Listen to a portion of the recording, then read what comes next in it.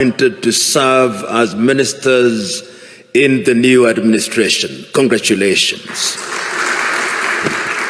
And also permit me to thank the Office of the Prime Minister for inviting me to share my thoughts with you on a subject that I think is very important, not only to the federal government of Ethiopia, but to the people of Ethiopia and by extension the continent of Africa. My presentation has been summarized in writing and will be available for your reference later. Let me start by saying that the subject of Pan-Africanism is one that remains as important today as it was, in my view, many years ago. Those of you who are familiar with the struggle for Pan-Africanism will remember its story, particularly through the activities of Africans in the diaspora. You'll particularly remember that prior to the much more famous meeting held in 1945 in Manchester in the United Kingdom, Africans in the diaspora, particularly in the Caribbean, in Trinidad and Tobago, in Jamaica, were very particular about having connection with the continent of Africa. You'll remember that they had many meetings, and you'll be familiar with some of the names, such as Sylvester Williams from Trinidad and Tobago, such as Marcus Garvey, and his call for Africans to go back to the mother continent. And you will also remember African Americans such as W.B.E. Du Bois, who was very active in the process of liberating the African Americans from the clutches of slavery and discrimination, and who also played a very critical part in the struggle for decolonization, culminating in the 1945 meeting, which for the first time was attended by Africans who later played a critical role in the struggle for decolonization. Of course, Ethiopia does stand out to the extent that it was never successfully colonized. There was limited occupation, and you are familiar with that history. Therefore, it is not mine to educate you on your own history, but you are familiar with it. But it must concern us, particularly at this time. And I hope during this conversation I'll be able to demonstrate why, in order for us to understand the present, we must understand the past, which will also enable us to have a glimpse on what the future holds. And one of the speeches which is seldom referred to is a speech that was delivered in the year 1906 in the month of April by a South African called Pixley Kaisaka Seme. And it is instructive that Pixley Kaisaka Seme was the first president of the African National Congress when it was founded in 1912. When Pixley Kaisaka Seme delivered that speech as a student at the University of Columbia, his title was The Regeneration of Africa. And what he was talking about at that time was an Africa that had borne the brand of slavery and was laboring under the pain of colonization. Pixley Kaisaka Seme reminded his audience on that day that when the European powers assembled in Berlin in 1884 through to 1885, they agreed to divide Africa into spheres of influence for purposes of exploitation, so that the Germans had their share. If you remember, the Germans were present in what we now call Namibia.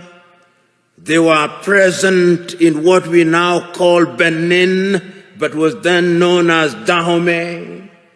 They were present in what is now a part of Ghana, which was then the Togoland, the Volta area. The Belgians were present in Rwanda and Urundi, and they were also present in what is now the Democratic Republic of Congo.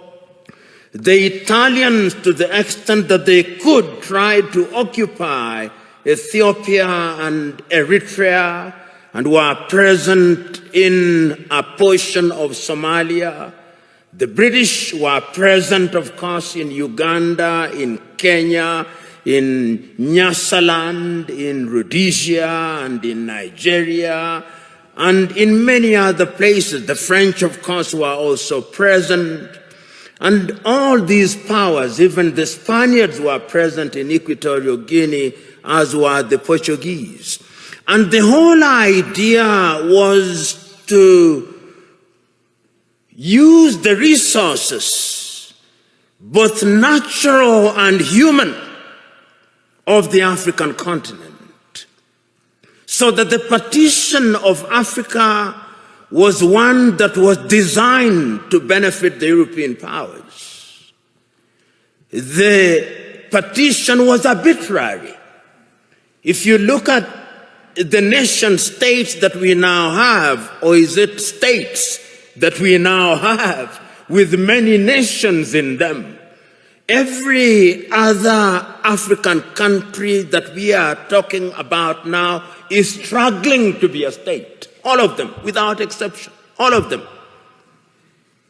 And this is what Pixley Kaisaka Seme was saying. How will we regenerate this continent? And it's instructive that he was talking at a time when the entire continent of Africa was under colonization, excluding Liberia and Ethiopia, all of them.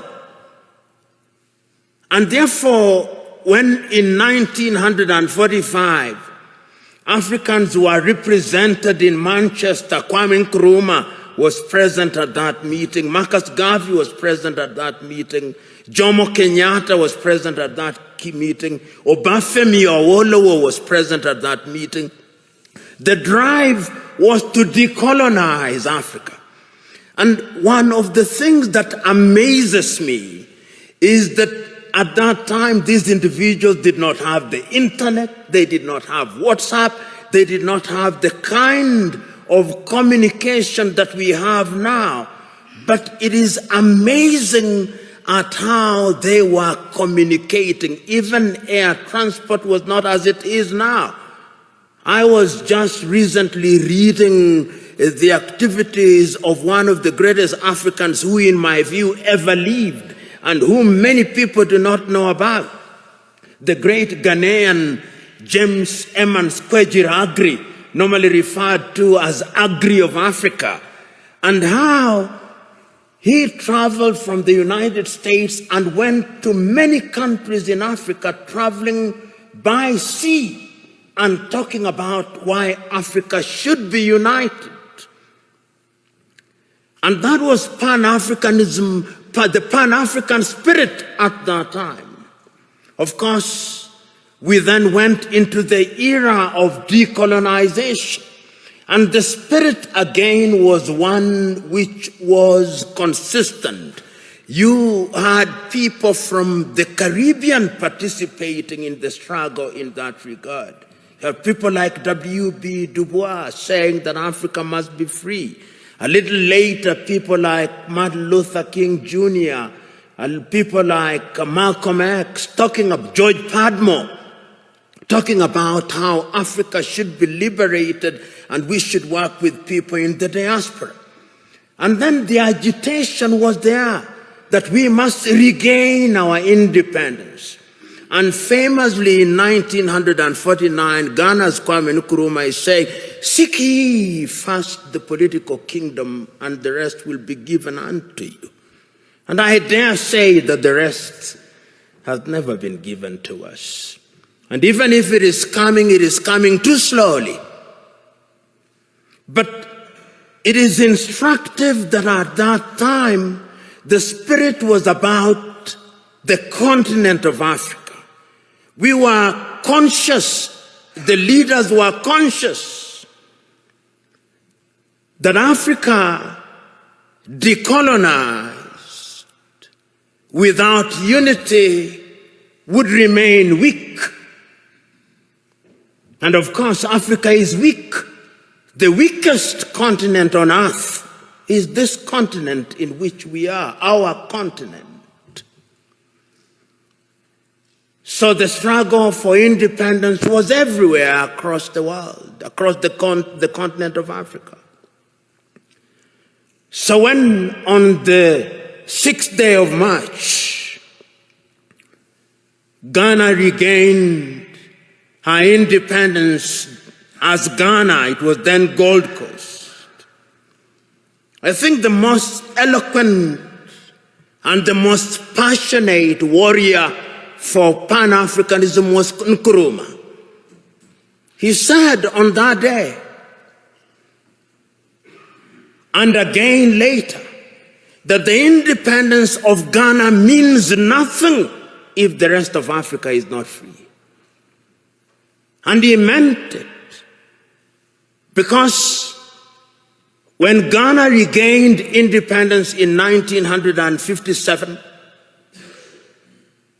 1 year later, Guinea regained her independence. A year later, the French Sudan, or what we now call Mali, regained her independence. They signed a pact to create what they call the African Union. They thought at that time that that would be Africa in her embryonic days. And they invited Patrice Emery Lumumba in 1961, but of course Emery Lumumba was then assassinated in the month of January 1961. And he won. This is one of the things that always stands out in my mind. That Nkrumah, of all leaders at that time, was able to see that if we were not united, we would go nowhere. So in 1958, he summons a meeting in Accra, Ghana, of the then independent African countries and tells them, if we don't unite now,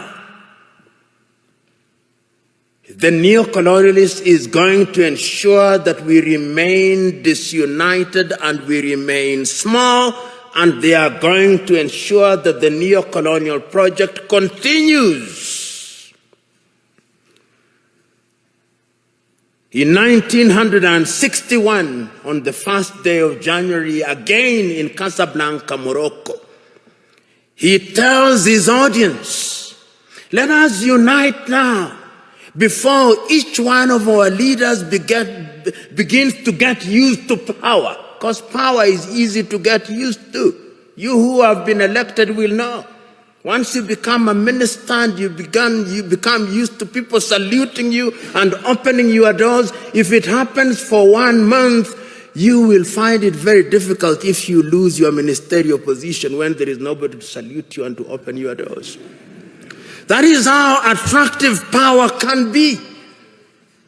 And he warned the people then. But the colonial project was alive and well, because as they were meeting in Casablanca, Morocco, there was another group that was meeting in Monrovia in Liberia. That is how Africa started splitting, creating two groups, the Casablanca group and the Monrovia group. The Casablanca group, which comprised, I think famously, Kwame Nkrumah was there from Ghana, Gamal Abdel Nasser was there from Egypt, Ahmed Ben Bella was there from Algeria, Modibo Keita was there from Mali. They took the view, unite now. The Monrovia group, comprised of William Tubman at that time. Emperor Haile Selassie was also in the Monrovia group. Mwalimu Kambarage Nyerere was in the Monrovia group. They took the view, we want to unite, but gradually. Let it be gradual. So that when Emperor Haile Selassie of Ethiopia convenes a meeting in Addis Ababa on the 23rd through to the 25th day of May 1963, there are two groups already. The Pan-African agenda is already being watered down. There is the Casablanca group and there is the Monrovia group. And the creation of the OAU was a victory for the Monrovia group. And I want you to, there were 32 heads of states and government who met in Addis Ababa, Ethiopia on the 23rd through to the 25th day of May, the year 1963. And I want you to listen to all of those speeches, or the compilation of them. There is a compilation of them that was made in the year 2013 when we were celebrating the 50th anniversary of the Organization of African Unity. And listen to all the speeches, and I pick out a speech from the leader of Central African Republic, David Dacko. David says, Central African Republic is so small that if we are not a part of an African Union, the French will come again. And they have come again. Mwalimu Nyerere of Tanzania says, we are not here in order to remind ourselves of how important unity is. We are here. The host, Emperor Haile Selassie of Ethiopia, says, it is important for us to realize that we must make sacrifice for the future, because a disunited Africa will never realize our potential. But the most passionate speech again was that of Kwame Nkrumah. He tells them, let us not live here without one government, without one army, without one currency, and without having chosen a capital. And I propose that the capital of the new Africa either be located in Bangui in Central African Republic, or Leopoldville, now Kinshasa, in the Democratic Republic of Congo. But I'm open to any other suggestion. And let us live here once we have put together a council of foreign ministers in order to begin to work towards an African Union. That is Kwame Nkrumah. Nobody listened to him.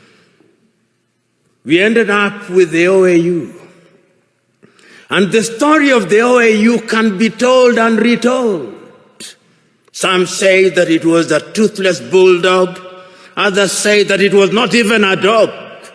But whatever it was, it cannot be denied that it made a contribution to the process of decolonization of the continent in many ways, complete with the establishment of the liberation unit of it, which was headquartered in Dar es Salaam in the United Republic of Tanzania, which was spearheaded the decolonization of quite a number of countries at that time. But the point that I'm making is that the Pan-African spirit at that time was about a united Africa. Because you will remember at that time that France never wanted to leave and has never left. It is always instructive that when the French left, they formed an organization called Organization for French-Speaking Countries. The British also created their own Commonwealth of independent nations. But what is instructive is that the Queen is always the head of those independent nations. I've never understood that. Perhaps the presidents do. The Portuguese, of course, you know, never left easily.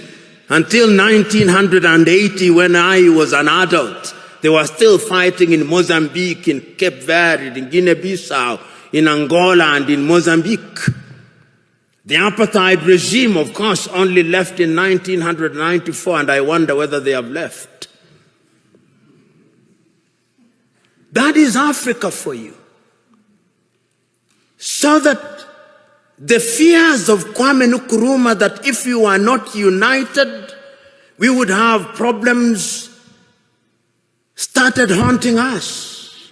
He said that if we are not united in the Pan-African spirit, what is going to happen is that the imperialist is going to control us. They are going to emphasize our ethnic differences. And they are going to ensure that we begin fighting amongst one another. And as we do so, they are going to exploit us.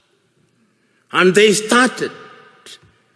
In January 1961, they assassinated Patrice Emery Lumumba, and Congo has never been the same again.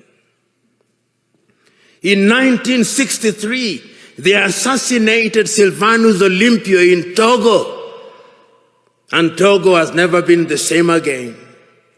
Then there were coup d'etats. Kwame Nkrumah himself, in 1966, eliminated via coup d'etat, all his writings, all his speeches banned, never to be read, never to be listened to until 1972, when Ignatius Kutu Acheampong rehabilitated him. Ahmed Ben Bella in Algeria, gone. In Nigeria, Nnamdi Azikiwe and Abubakar Tafawa Balewa, gone. In Mali, Modibo Keita, gone. In Chad, everywhere, coup d'etats. Here in Ethiopia, 1974, if I'm not wrong, coup d'etat and the emergence of the Deg regime. In East Africa, Uganda, coup d'etat, mutinies in Kenya, Uganda, Tanzania in 1971. All orchestrated because we were disunited and we were weak. The predictions of our forefathers and founding mothers that disunited we would remain weak came true.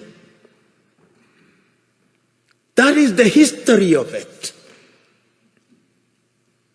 So that today,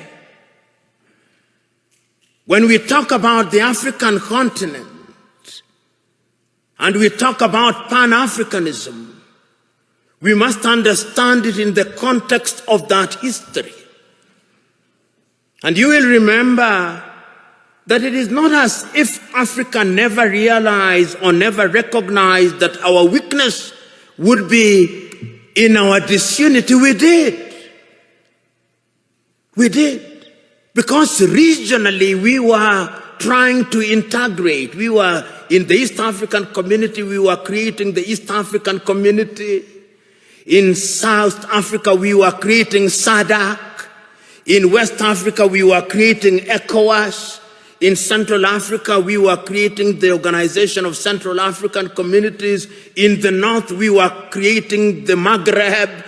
Even in this region, we were converting IGAD into something in the nature of an economic community. We were creating COMESA. We were aware that Africa could only operate and operate meaningfully if we were integrated.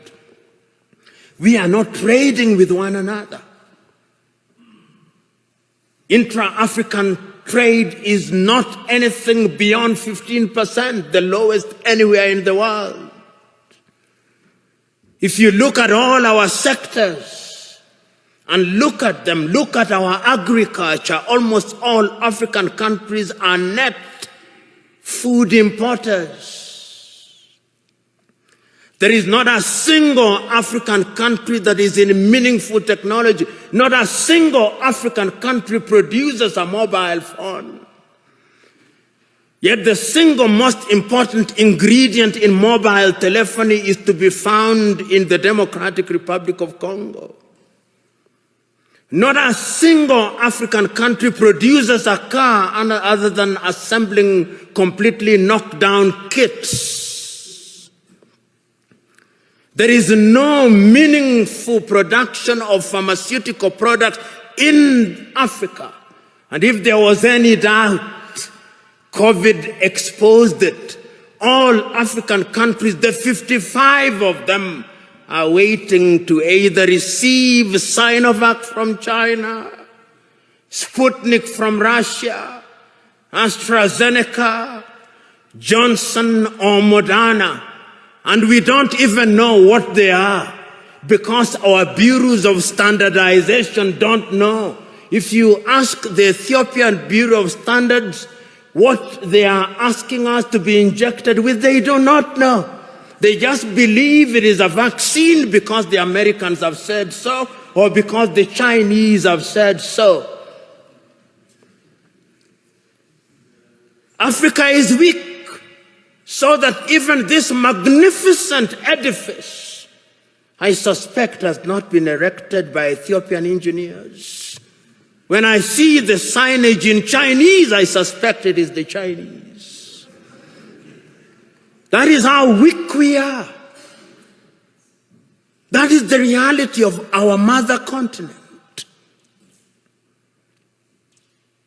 It is because we are politically weak, we are economically weak, socially we are disorganized, culturally and spiritually we are confused. That is the continent in which we are today. And the question, therefore, what would we do continentally in terms of trade? In 1980, under the Lagos Plan of Action, and some of you have been ambassadors, some of you are now serving cabinet ministers, you will grapple with this on a daily basis. Under the Lagos Plan of Action, Africa sat down in Lagos and said, we are going to improve trade amongst ourselves. 1980, Lagos Plan of Action. Did we do it? No, we did not do it. We did not do it because the European Union was instead engaging us under the African Caribbean, the Lomé Convention of 1975, or the Cotonou Convention of 2000. Africa remains the only continent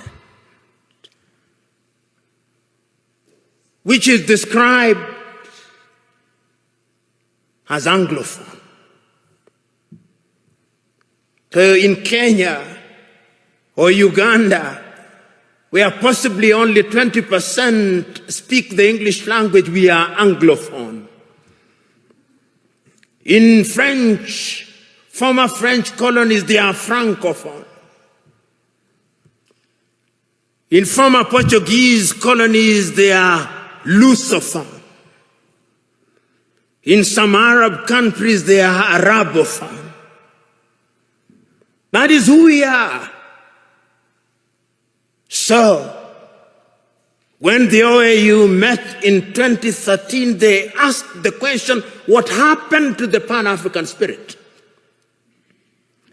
And when, therefore, they met in Sirte, in Libya, under the tutelage at that time of Muammar al-Gaddafi, it was resolved in 1999 that the OAU be renamed and be referred to as the African Union, and it was launched, as you know, in Durban, South Africa in the year 2000. But one of the most important things in the 2013 was the speech of the then chairman of the OAU Council, Nkosazana Dlamini Zuma, here in Addis Ababa in Ethiopia. And I want you to read that letter, which I'll paraphrase, in which she writes an imaginary letter to Kwame Nkrumah. He tells and apologizes to Kwame, telling Kwame, we apologize to you because we did not listen to you. We are weak because we did not listen to you. We are divided into 54, 55, depending on whether the Moroccans agree that Sahrawi is a country. Nobody cares about us. And brothers and sisters, if you want to know how weak we are, and we are weak, look at how we are treated. Last month,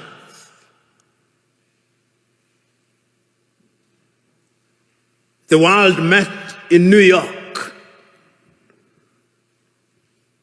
The General Assembly. When African heads of states and government are speaking, the hall is empty. Nobody bothers because they are saying nothing. And even if they are saying something, it is something that can be ignored. Compare when an African head of state and government is speaking and when the Prime Minister of Little Israel is speaking. They will listen because we are weak and disunited.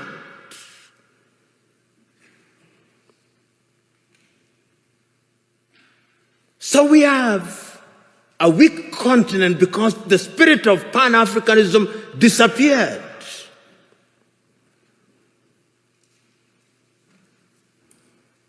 So the question that we can ask, what is the state of Pan-Africanism as we speak today? The African Union, which is weak, says the right things and does the wrong things 9 out of 10 times.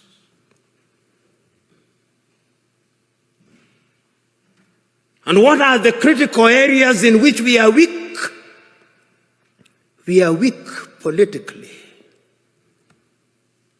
because nobody listens to us. On the 3rd day of March, 1900, on the 6th day of March, 1997, Mwalimu Julius Kambarage of Tanzania, speaking in Accra, Ghana, on the occasion of the 40th anniversary of the independence of Ghana, said, the speech is entitled, "We Unite or We Perish." And Mwalimu says, I want to apologize to Kwame Nkrumah. Those of us who believed in gradualism were wrong. Nkrumah was right. But Nkrumah also did not appreciate the level of suspicion that existed amongst the leaders at that time. Our generation, he says, fought for the liberation of Africa. It is the duty of the new generation to carry the torch forward, he says in his plea. He says that I do not believe that the tribe can be the basis of mobilization in Africa. And he said that as I travel across the world, people do not care about our Tanzanianness or our Ghanaianness or our Kenyanness or our Ethiopianness. In their eyes, we are all Africans. And perhaps that is what we should use as the building block in order to talk about African unity. But we are not being naive about that unity. Because sometimes when we talk about Pan-Africanism and about African unity, people think we are being too simplistic about it. No, it is not being simplistic and being naive. It is recognizing that as long as we remain the way we are, then Africa in the next 25 years will be recolonized. You know, what is the state of Africa as I speak now? What is the state of your continent as we speak now? Because of our disunity. Because when we are disunited, then it is good for Europe and America. And China progressively. Look at the state of your continent as I speak. Conflicts of one kind or another. I'll name the countries just for you to know how bad it is, because that is how it is. Go to northern Mozambique. The gas that is there cannot be produced because there is conflict. Northern Mozambique. Go to Somalia. Conflict. Here in your motherland. Conflict. Go to South Sudan. Conflict. Go to Sudan.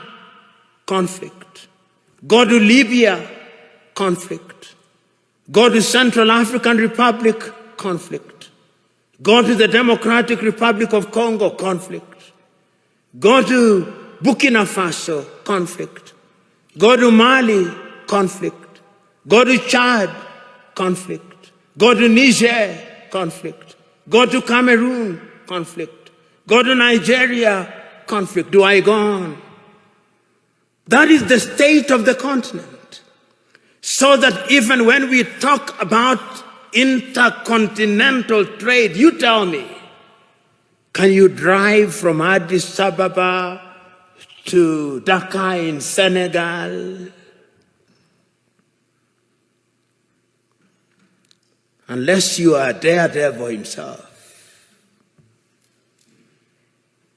Which group will not kidnap or ambush you? That is the state of the continent because we are weak and disunited. I fly from Nairobi, Kenya for 1.5 hours. I come from the shilling zone. I go into the birr. 33 currencies in Africa. 33 currencies, none of which is used to conclude transactions anywhere. I come to Addis Ababa, Ethiopia, and I show my shilling. They say, what is this? But let me show the dollar. Oh, this is it. Let me show the euro. This is it. 80% of transactions in Africa are concluded outside of the continent in dollars. So you may have the central bank or the federal bank of Ethiopia, or Mickey Mouse. You may have the central bank of Kenya, Mickey Mouse. You may have all these 54 central banks useless. Because we are not playing in the real league, we are playing in the small league. That is why when the Chinese president summons all our presidents, and they summon them, the letters may be polite, but it's summons. They go to Beijing. tails between their legs. And they are told. Then the Chinese president gives Africa $60 billion. $60 billion. What is $60 billion? George Bezos has more than that given to a whole continent. That is the state of the continent. So as you have the honor and privilege of serving in the government of Ethiopia, and as you think about integration, that is the continent in which you are now weak. 2 weeks ago, I watched in great pain on television in Bamako, Mali, young Malians celebrating in the streets that the government of Mali had entered into successful or possible successful negotiation with Wagner, which is a Russian mercenary group, to replace the French. And they are saying how beautiful it is now. And I said, a slave celebrating the departure of one slave master and the arrival of another slave master. That is the state in which we are. I watched a woman from Nigeria who had been rescued from the Mediterranean around Lampedusa saying, I will not go back to Africa. Even if I die in the Mediterranean, I'll try again and again. What is it that can make a human being say that I do not want to go back to my home? Because the natural instinct of a human being should be that you want to go home. It's because we are weak. So we are invited to Beijing.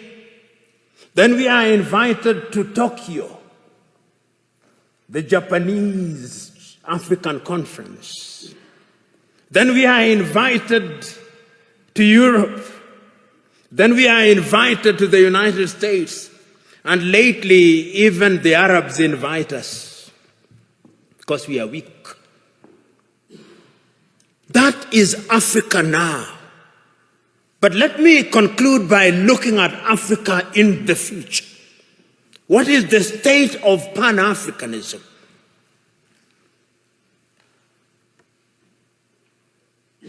Africa finds herself in a very difficult situation. What Nkrumah feared. Today,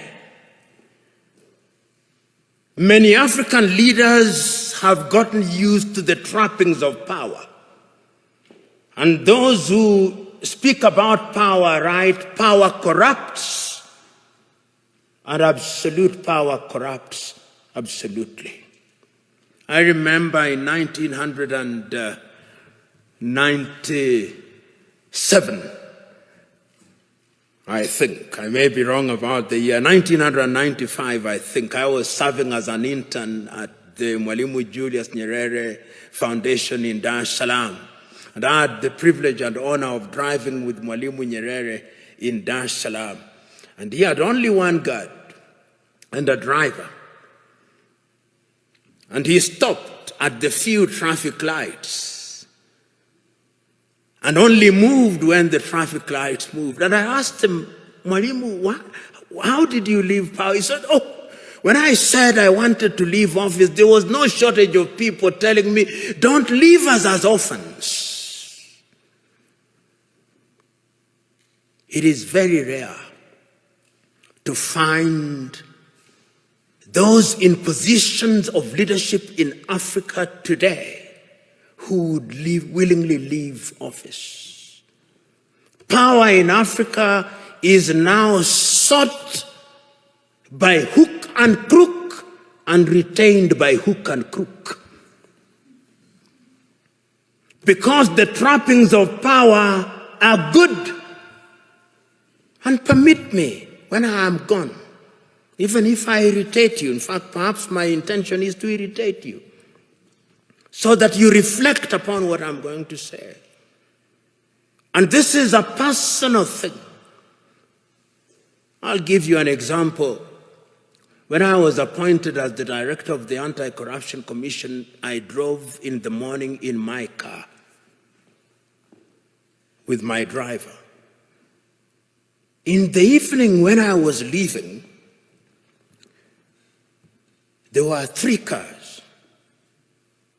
Mine, what was allocated to me, and another one in front, and another one behind me, and 12 individuals. And I asked, who are these fellows? He said, these are your security. I said, I don't need my security. I don't need 2 cars, I only need 1 car. Because this thing you call security, this is spectacle. And throughout the period that I served, I had only 1 security and 1 car. And I say this because it is in the nature of power to make you use to things that you don't need. And once you get used to them, then without them, you feel empty and lonely. And you will find them. You will be told, and many of you will love them. They are good. When doors are opened for you, they are good. When you occupy front seats, it is good. When you are addressed, Your Excellency, it is good. When you eat the best food, it is good. When you have security, it is good. But it can also dehumanize you. It can also monsterize you. I am asking you today that part of the problem of Africa is that we found human beings and we monsterize them. Writing in 1983, Nigeria's Chinua Achebe writes in a book which I commend to you, The Trouble with Nigeria, which could as well be the trouble with Africa. He says, the trouble with Nigeria is simply and squarely a problem of leadership. As we look at Africa today, I hope that this administration, which has now committed itself to the Pan-African movement, will think in that direction. And this brings me to what I think should be contemporary Pan-Africanism.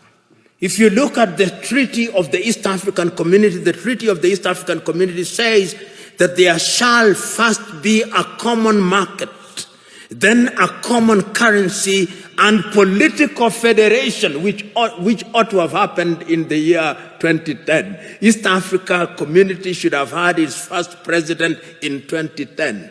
That is now 21 years, 10 years later, there is no such thing. In ECOWAS, it ought to have been the same. In SADC, it ought to have been the same. I hope that with your population of 120 million, because Ethiopia is an economic powerhouse potentially.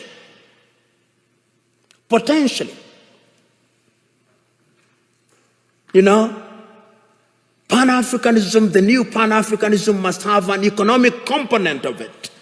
That is how I understand Africa Agenda 2063.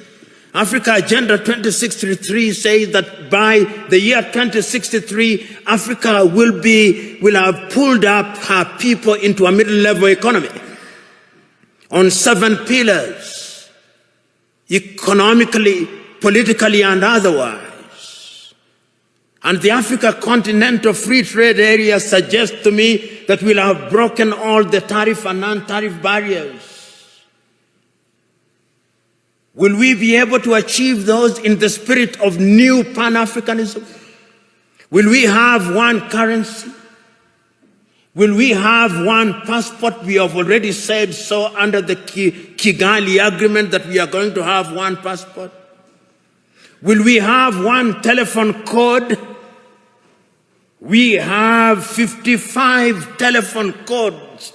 You move from Nairobi 254, you come here, you have another one, you go to Eritrea, you have another one. There is no connectivity in the 21st century. How can you be taken seriously?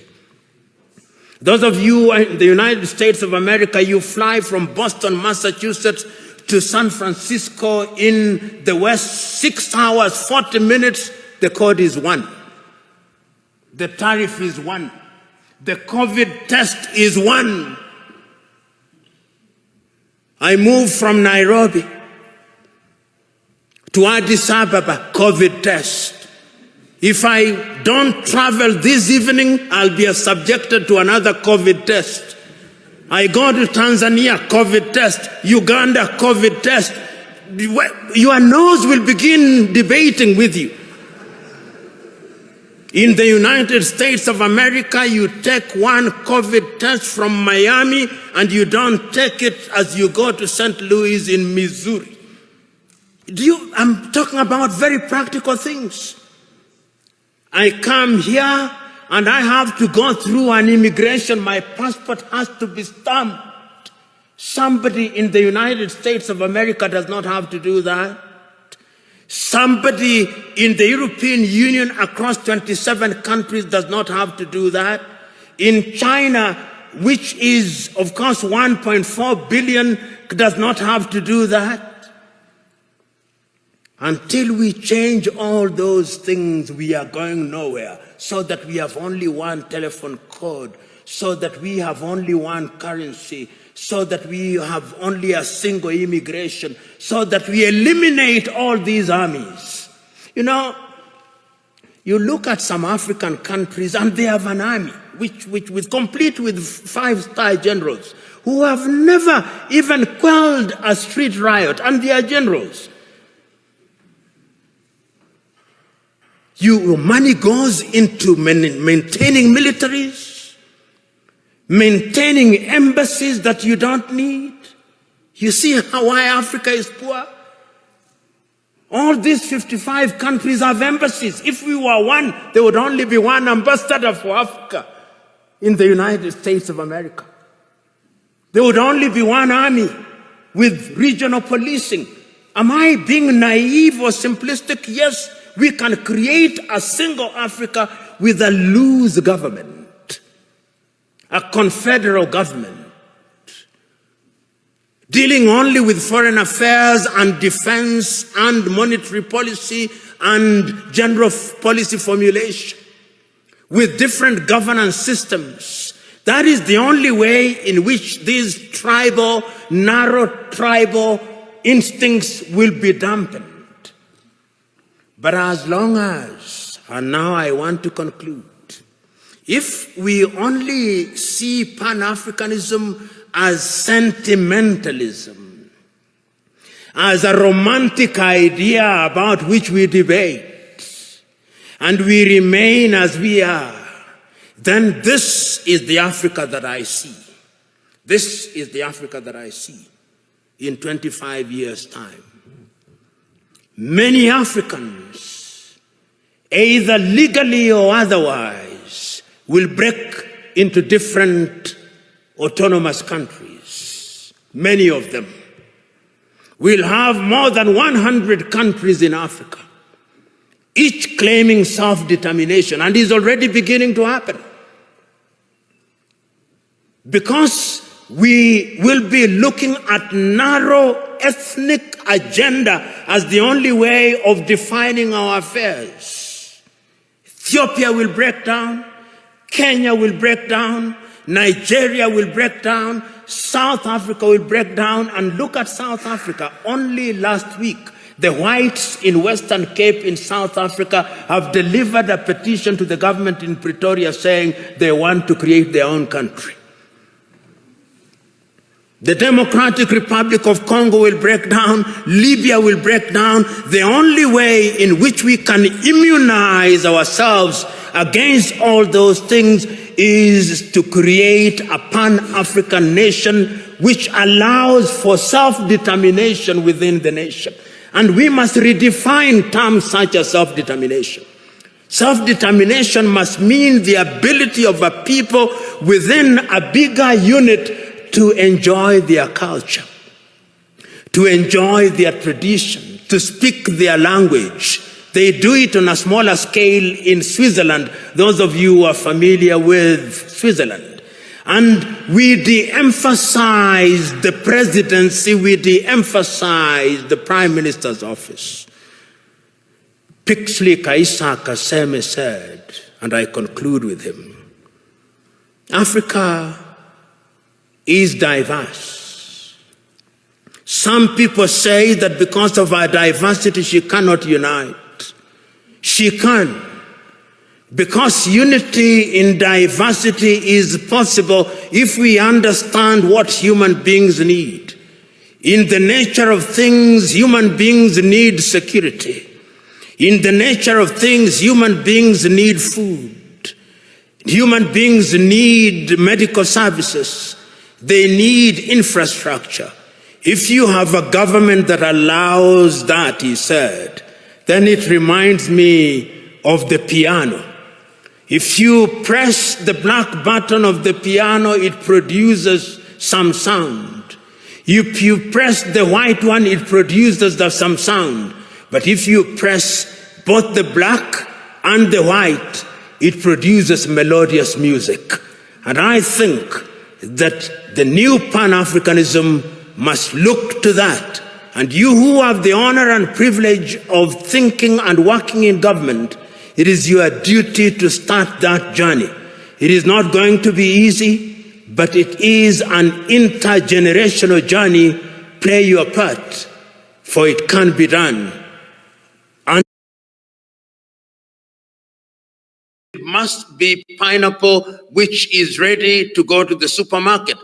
Value addition is going to be very important, and particularly those of you who are in the United States of America, in other parts of the world, that is one of the things that we must do to our coffee, to our chocolate, to our things. And once we do that, we will ensure that we create a labor move, create employment opportunities, and that is why we are talking about the removal of tariff and non-tariff barriers within the continent. Number 5, we must ensure that governments have policies that are enabling. And this too can be done. Because if you don't have policy positions and a legal environment that is facilitating, then you are not going to change countries. And you may ask, how is this achievable? Is by making demands. Is it happening anywhere in the world? Yes, it is happening in different parts of Africa now.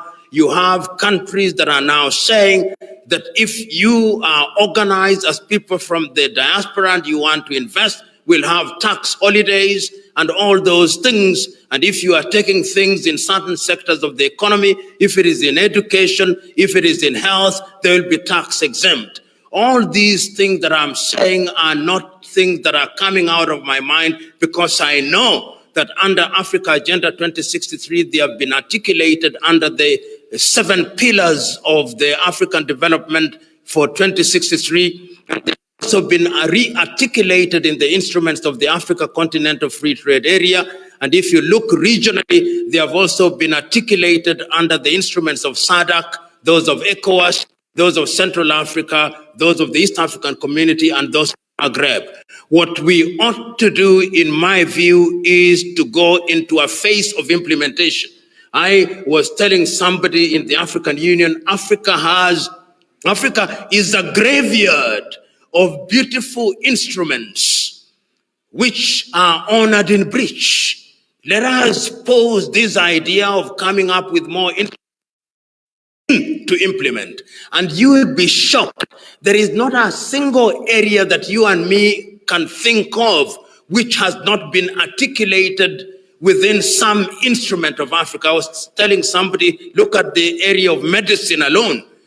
As early as the year 2001, on the first day of April in Abuja, in Nigeria, African governments met and said, we are each going to dedicate 12% of our budget in the area of health. Only Botswana and Rwanda did it, and they were 10%. If you look at the whole idea of having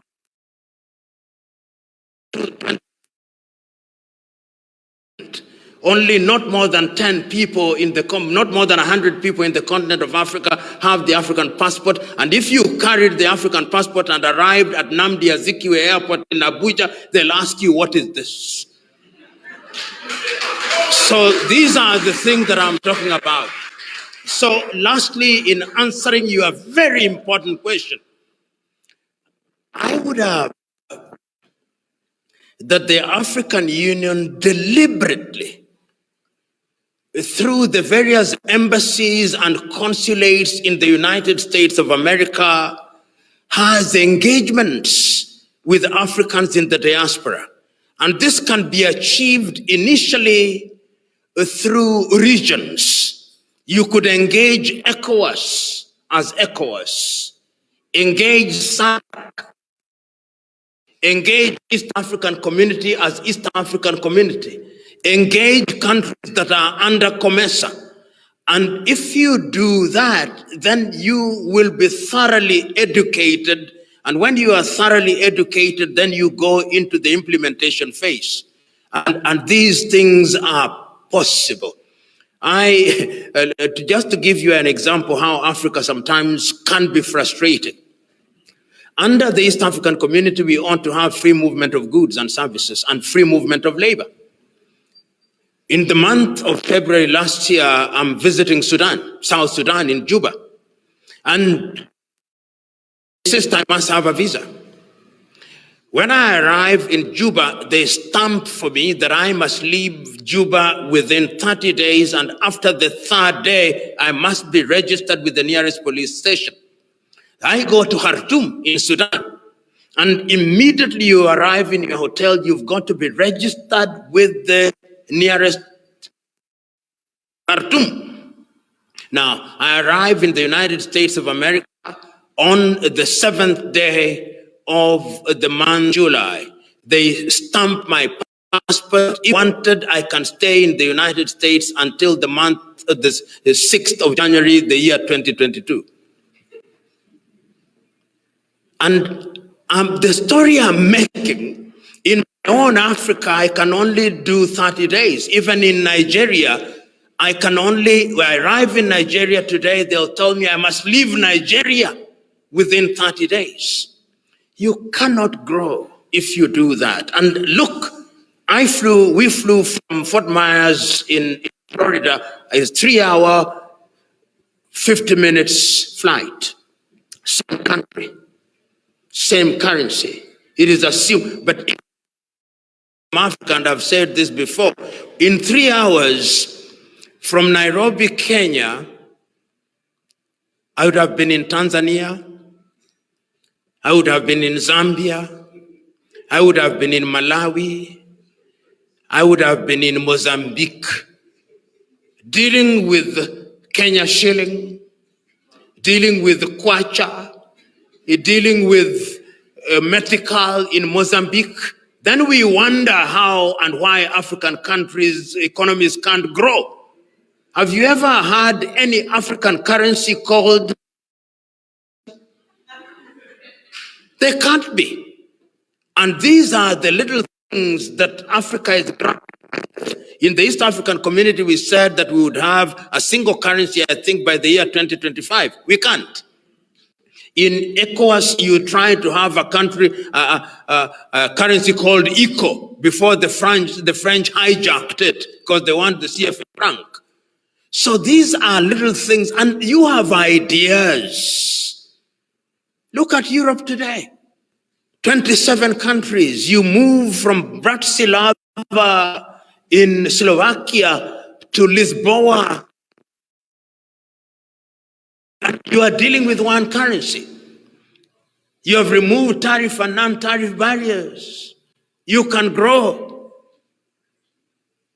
But you try to move goods from Lusaka in Zambia to Nampula in Mozambique. If there are eggs, if there are 1,000, if you have 10 remaining, you thank the heavens. So thank you very much.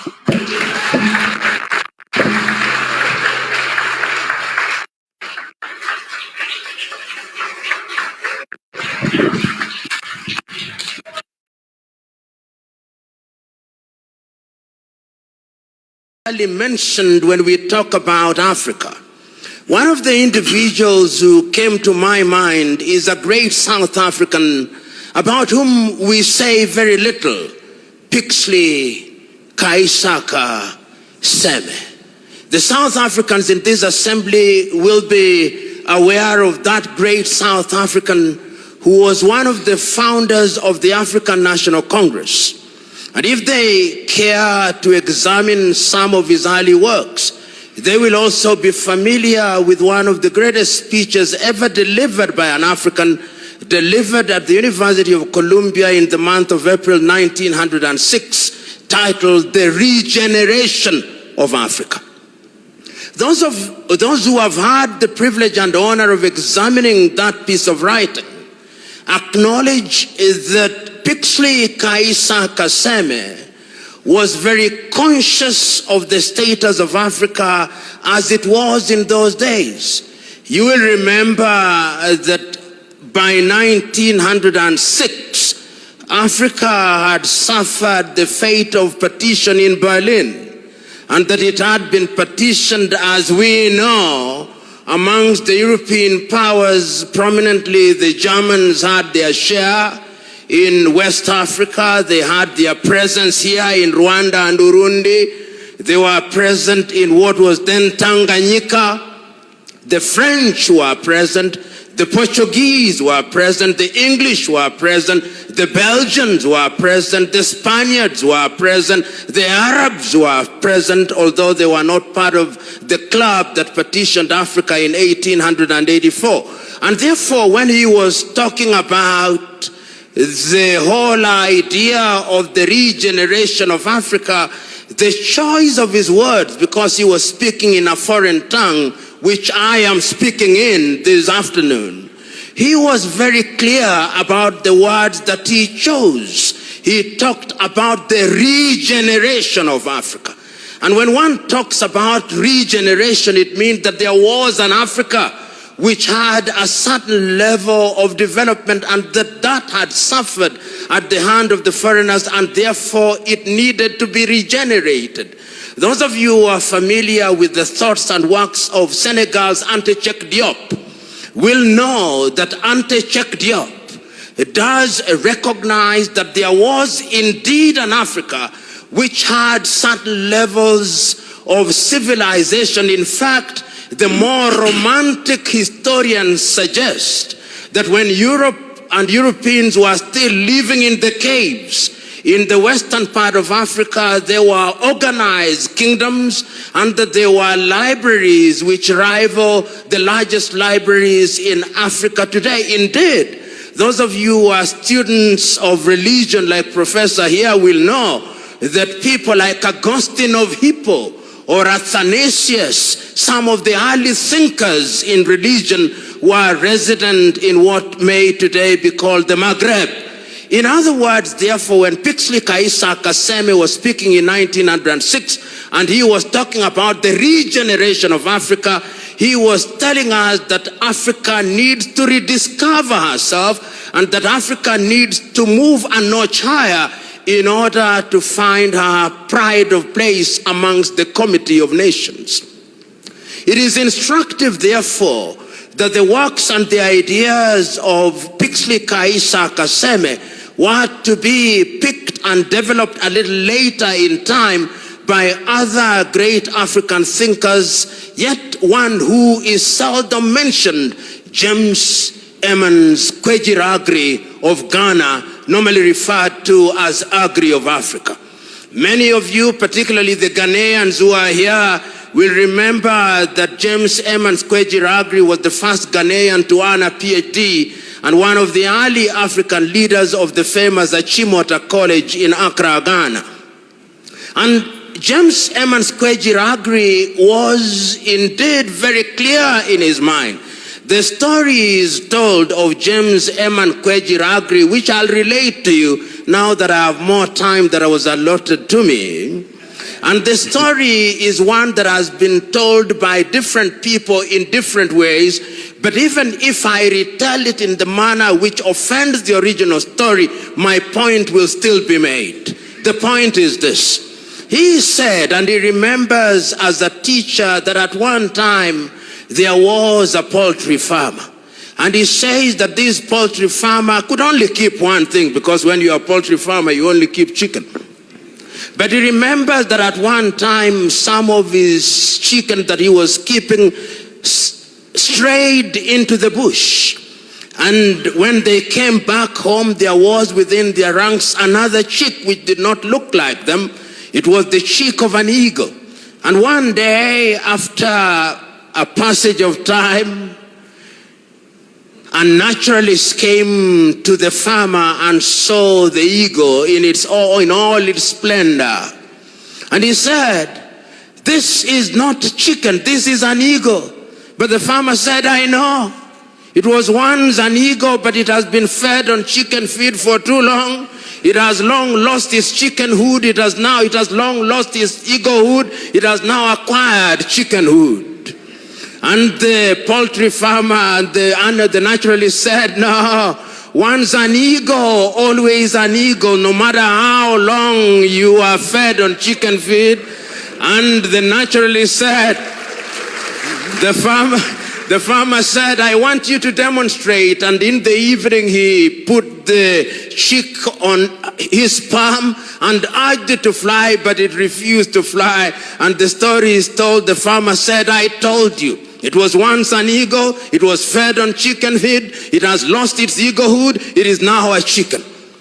But then the following day, the naturalist came early in the morning, and as the sun was rising, he put the chick on the palm of his hands and urged it on, and it flew and never came back again. And he said, "I told you, once an eagle, even if you feed it on chicken feed, it will remain an eagle." And he said so animatedly, it is reported, that is who an African is.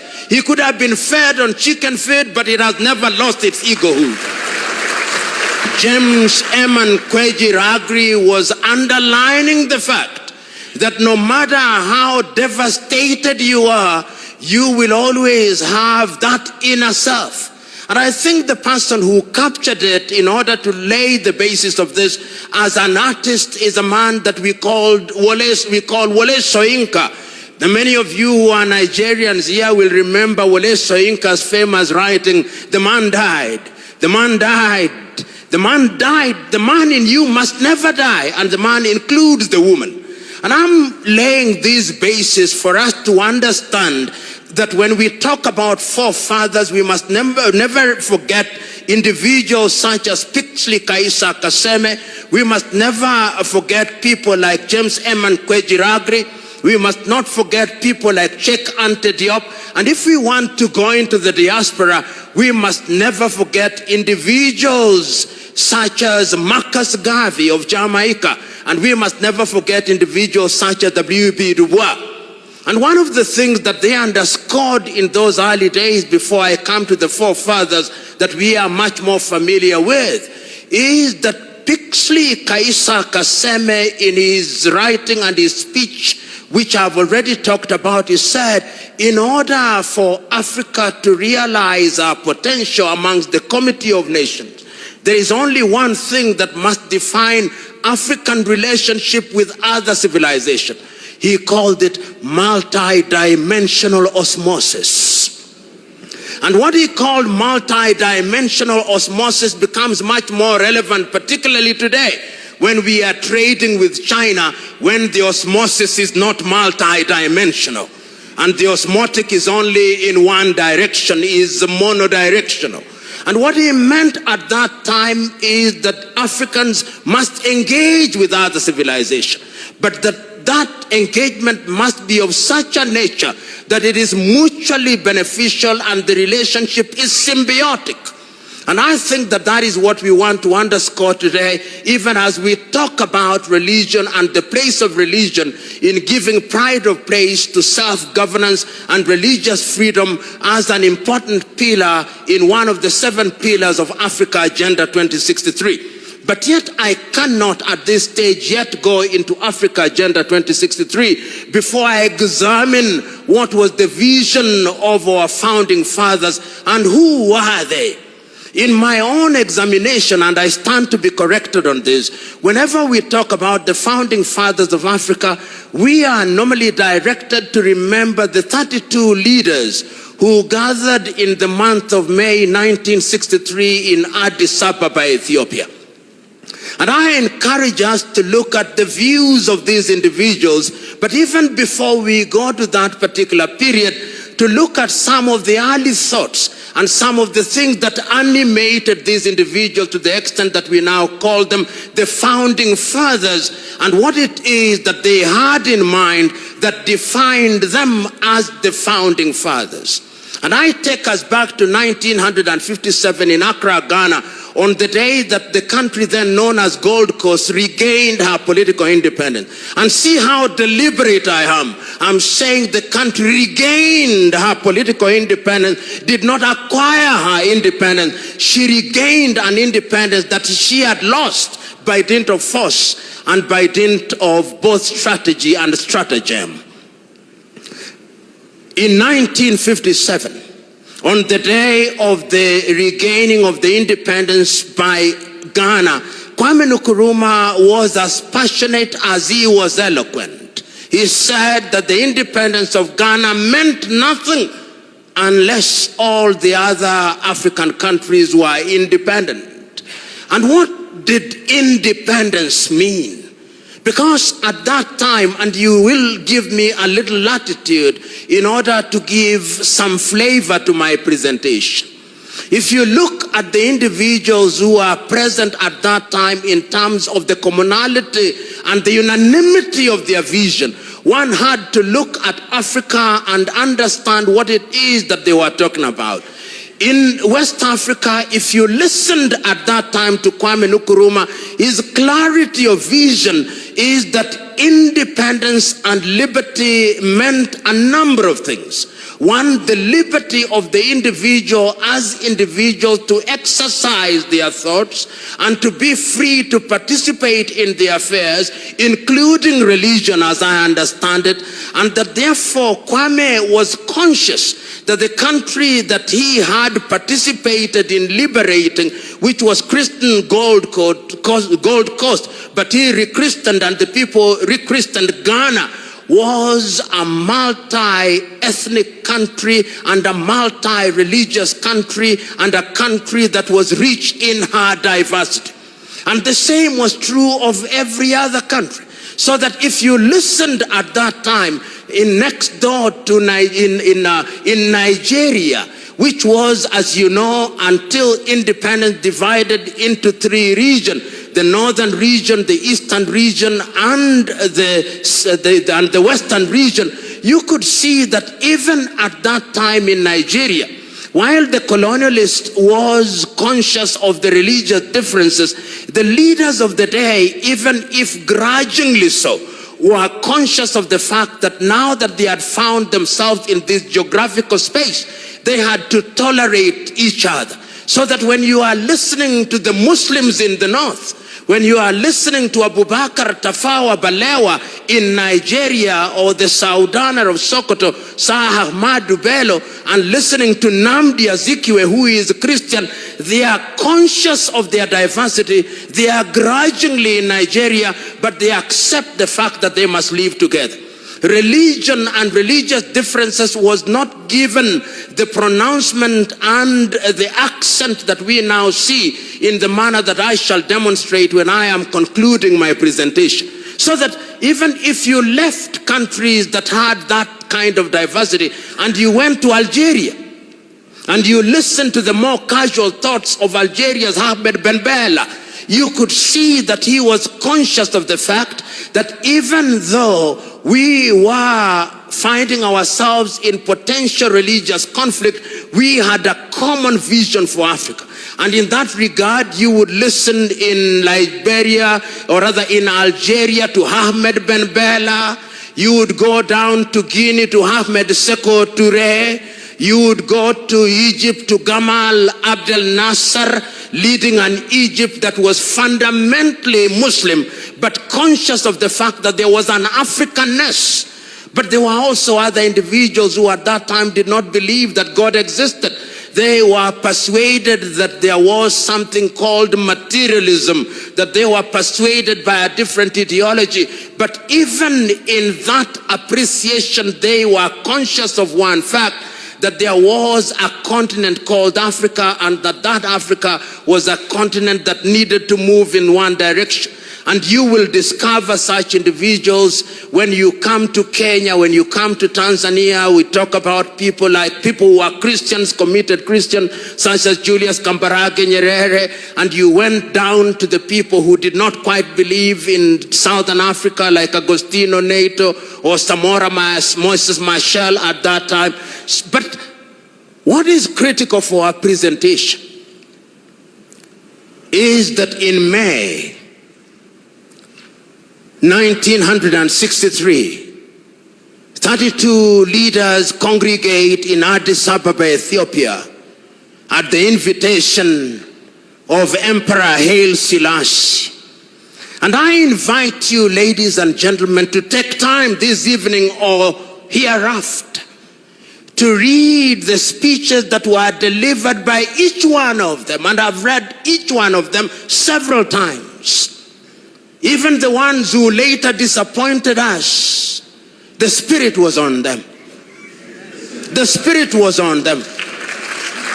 And I will only isolate a few of them in order for us to appreciate how far they could see. As I stand here, I remember the speech of David Dacko of Central African Republic. He says that Africa must unite and move in one direction, for how would a little country such as Central African Republic survive in the face of the sustained machinations of the erstwhile colonial power?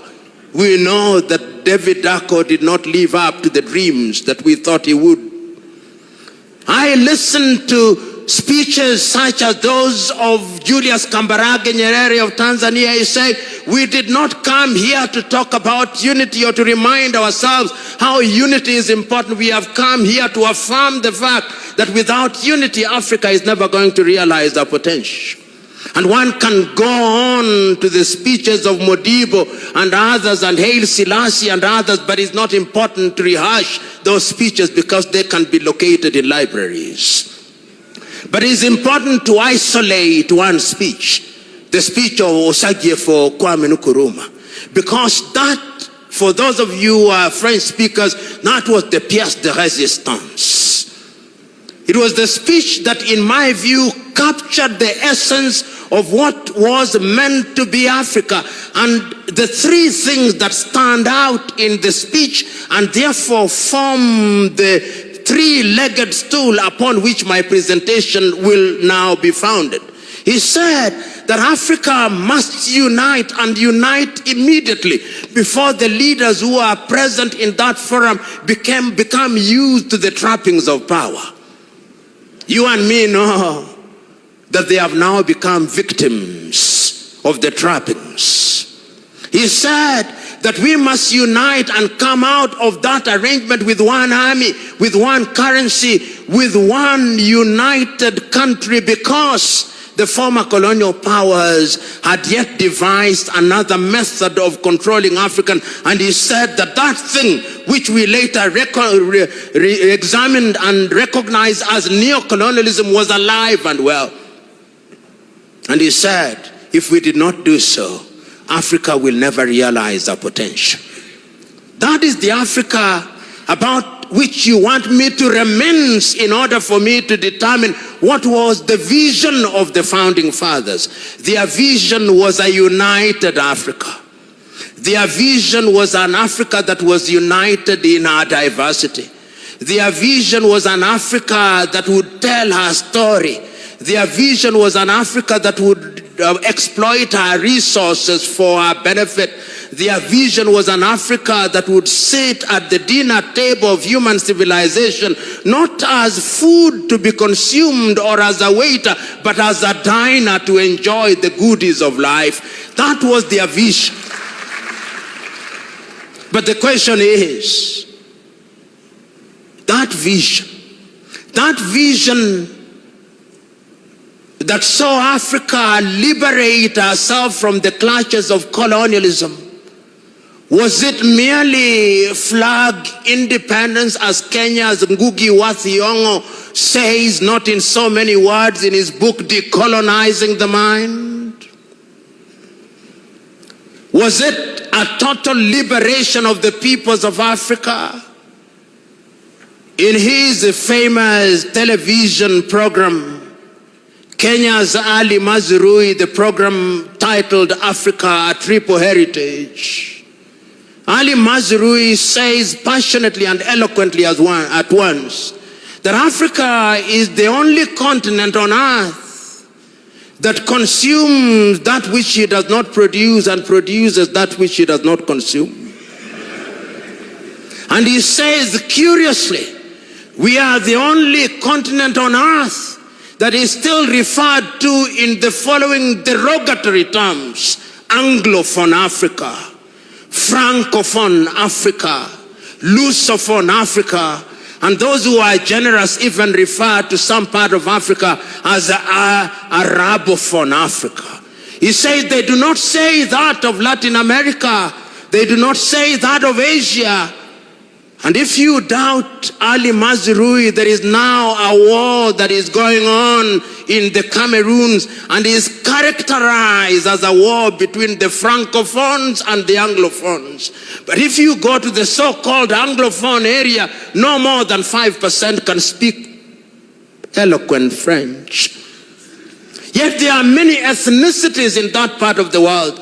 And I'm submitting to us that this is important because it demonstrates that there is something in our minds that we have yet to liberate ourselves. We have yet to decolonize our mind, which Ngugi wa Thiong'o says is the prerequisite to our total liberation so that we can engage with the world meaningfully. You know, as I speak to you now, there are 54 recognized independent African countries, particularly if you talk to the Moroccans. But when you liberate yourself from Morocco, there are 55 because of Sahrawi. But I'll be of good manners. I'll say there are 54 recognized and 55 with one unrecognized. That Africa is an Africa that ought to be governed by the vision of the founding fathers. That vision was articulated in the Charter of the Organization of African Unity. One can say that the Charter of the Organization of African Unity did form the foundation stone upon which we liberated all countries, and that these countries were liberated up until 1994 or 1990 with the death of apartheid regime. The question is that vision alive? The question is that vision relevant today, particularly when we talk about freedom and good governance? The question is that vision alive for those of us who are spiritually and religiously inclined? The question is that vision alive? Can it be predicated in the Bible? This good governance that we keep on talking about, what is it? Permit me to refer to the Bible on the assumption that you are readers of the Bible and that you are Christians of Berea, who beyond the preaching will go out and find out whether I said the things that are to be found in the Bible. You know, there are two things in the Bible that inform my engagement with you in this afternoon. One of them is actually located in the Bible, and one of them is located in the dramatization of the Bible, and you'll allow me to repeat that dramatization. The first one is the story of Korah in the Bible. This man Korah, you know what he did? He assembled 250 elders of Israel, and they confronted Moses.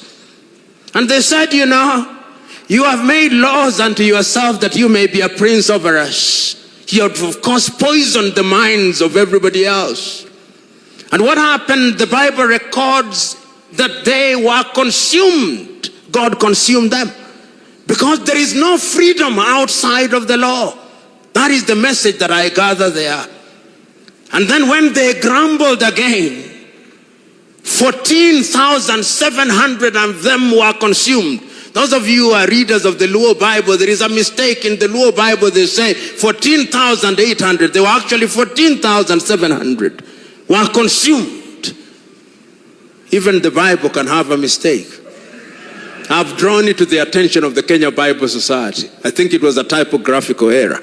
But it doesn't take away the point that I want to make. The point that I want to make is that when we talk about freedom, we must remember that freedom must be in the context of good governance. And that good governance must be in the context of the individuals with certain moral values. Mwalimu Julius Kambarage Nyerere articulated it very well in the Arusha Declaration in 1967 when he said that a country must be governed by certain ideals and certain taboos. The things that you don't do and the things that you can legitimately do for the better good. So that even in the Bible, when we talk about the vision of the founding fathers, even without their having been Christians or unanimity as to whether they were picking it from Christianity, there is a sense in which there is a possibility of situating this vision in the Bible. The second element in the Bible that I want to talk about is the dramatization. The time that was allotted to me is about, but remember, I'm also consuming the time that was allotted to Professor Mwencha. So I'm in safe territory. And I'm conscious that the law of diminishing returns is operating after lunch. So I'll conclude very shortly. But the dramatization that I want to talk about before I come to the last limb of my presentation is to be found in a movie which I believe all of you ought to have seen. And if you have not seen it, please watch it. How many of you have seen the 1956 dramatization of the film The Ten Commandments as directed by Cecil B. DeMille? You haven't. If you haven't, go and watch it. And there is an interesting portion in that particular story which once again speaks to Korah and Dathan. When Moses has been on the mountain of the Lord for 40 days and 40 nights, there is a grumbling downstairs, and Aaron and the sister have been made to forge unto themselves a calf as a god. And in the dramatization before Moses comes down on the 40th day, the prophet Joshua moves to the mountain and meets Moses. And when they are in between, there is noise from down in the hill. And when there is noise, Joshua says, there is noise, there is grumbling. And Moses is recorded as saying, those are the sounds of joy and revelry. The people have rebelled against God. He is carrying the 10 tablets of the law, and according to Cecil B. DeMille, as he comes down from the mountain, there are 2 horns from his head. Kiran comes from his head. Kiran meaning horns in Hebrew. And when he comes down, Dathan confronts him and says, you have made unto yourself laws that you may become a prince over us. We have freedom. And Moses says, there is no freedom outside of the law, and those who will not live by the law shall die by the law. And that is the point that I wanted to make. That all civilizations, our founding fathers were convinced that we had to have a legal regime. And this is the basis of the constitution that we inherited from independence. But these constitutions were not homemade. And that is why you see that no sooner had we settled with this constitution than they started being disrupted. But the point I want to make before I come to the constitution is an important point about their vision. This is about a meeting that took place in Cairo, in Egypt, about the doctrine of the inviolability of the boundaries of African states. Because at independence, there were those who took the view that Africa should redraw her boundaries. Those of you who are from Cameroon will be aware what happened between Cameroon and Nigeria. You will also be aware of the events that took place in Nigeria when there was an attempt to divide the country into three, leading ultimately to the Biafra War. Those of you who are familiar with the country that was then known as the French Sudan, now known as Mali, will know the attempt that were made at that time. Those of you who are familiar with what was called Tanganyika, which later became Tanzania, will know that fact. Those of you who are familiar with the country that was known as Northern Rhodesia and now Zambia, and the one that is now called Zimbabwe, will know that. Those of you who are familiar with the history of Southwest Africa, now known as Namibia, will be aware of all these activities. So the first thing that the leaders said, whether we are Muslims or Christians or animists as we are called by other people, we shall live in one geographical territory, because the God that we worship is a God of diversity. Is the God that says that there is no Jew nor Gentile. And it must mean, if you are addressing us in Igbo or in some Nigerian language, there is no Yoruba nor Igbo. That, I think, was the vision of the founding fathers of the day. And that is why I think that when we are going to the future, the African leaders recognize one thing, that the OAU charter as was constituted was only important up to a certain stage in the life of Africa. And that is why in the year 2013, the statutes that constituted the OAU were revisited and the African Union was created. And when the African Union was created, it was created on the assumption that if we had lost 50 years, we were now going to deal with Africa from a totally different dimension and perspective. But one must ask, what is it that had informed the leaders at that time? There were a series of things that had happened in Africa, in my view, which things informed their decision.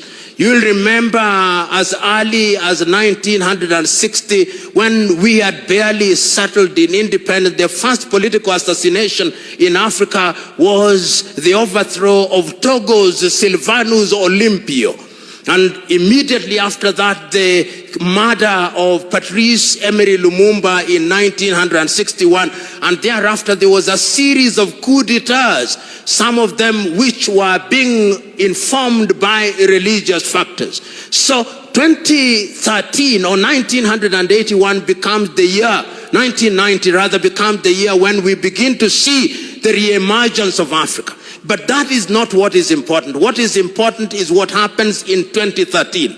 And I'm inviting those of you who are present here to go and look at the letter that was read, the imaginary letter that is written by the then chairman of the OAU Council, the South African lady called Nkosana Dlamini Zuma.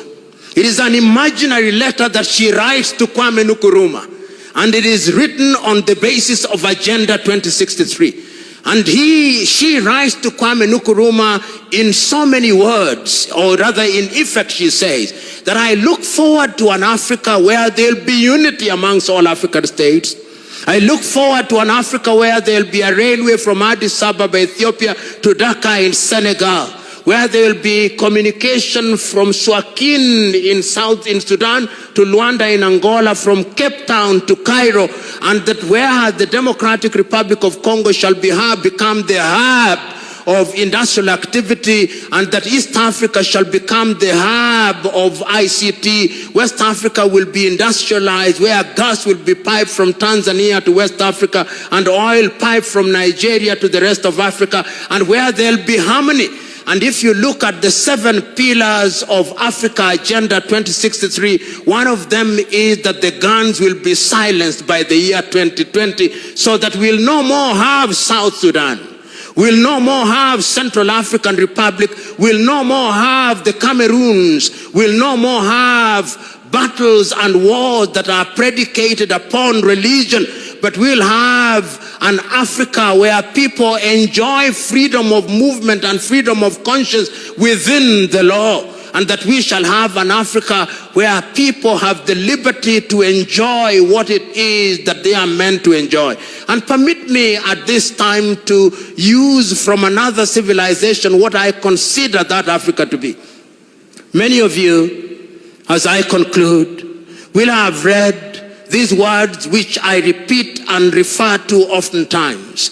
They are the words that are to be found in the American Declaration of Independence, and I think that they are important for many civilizations. That all men are born equal, that they are endowed by their Creator with certain alienable rights, that among these are life, liberty, and the pursuit of happiness. So that it must have been, when we go back to Pixley Kaisa Kaseme, when we go back to James Emmons Kwejiragri, when we go back to Cheikh Diop, when we go back to W.E.B. Du Bois, when we go back to Marcus Garvey, when we come to 1963 and we are talking of Kwame Nkrumah, or we are talking of Sekou Touré, or Olympio, or any of the leaders, it must have been their intention that it is for these reasons that governments are instituted amongst men. And I think that is the second part of the American Declaration of Independence. It is for these reasons that governments are instituted amongst men. These are not the words of the American Declaration, these are now my words. Instituted amongst men to midwife the process of their enjoying those rights. So that any government has a divine duty to ensure that they midwife this process. And if that be the case, therefore, ladies and gentlemen, I'm submitting to us that the founding fathers could see what we cannot see standing on tall trees while they were squatting. They could see them with the clarity of vision that we cannot possibly master. What could they see? They could see that in order for Africa to realize our potential, the people in Central African Republic cannot run a war that is based on the fight between Muslims and Christians, that it cannot be right.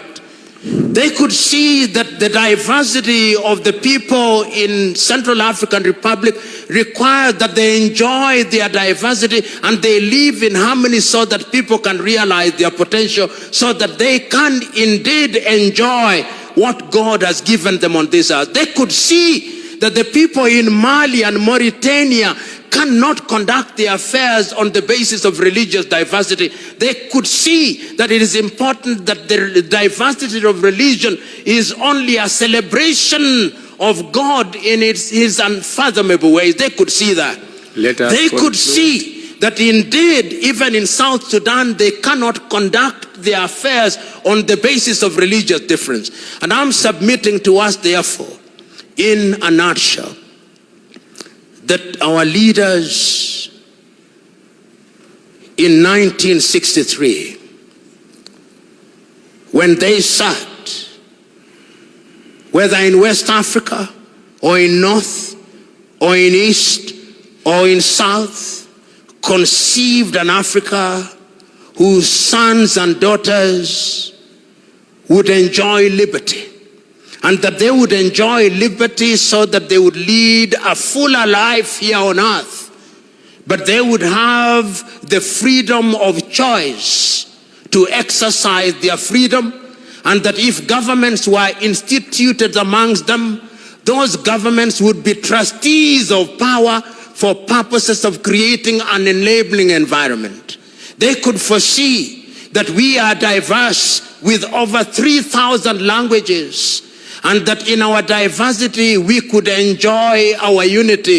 In the words of Kenya's Ali Mazrui, our diversity must not be a Tower of Babel, but it could, if we want it to be a power of Babel.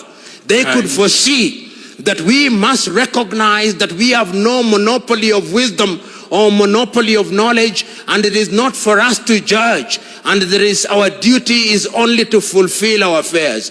It is in this regard that I see Africa Agenda 2063 as a useful document that attempts to project into the future and to remind us that in 2063, when some of us may be alive and well, that Africa will be a continent that is respected and is not referred to in derogatory terms, whether when it is convenient we are developing, when it is not convenient we are developed, when it is convenient we are the dark continent, when it is convenient we are a rising continent, that we shall, in the words of Patrice Emery Lumumba of Congo, be in a position to tell our story, however bad that story is. That is the Africa that Kwame Nkrumah must have seen.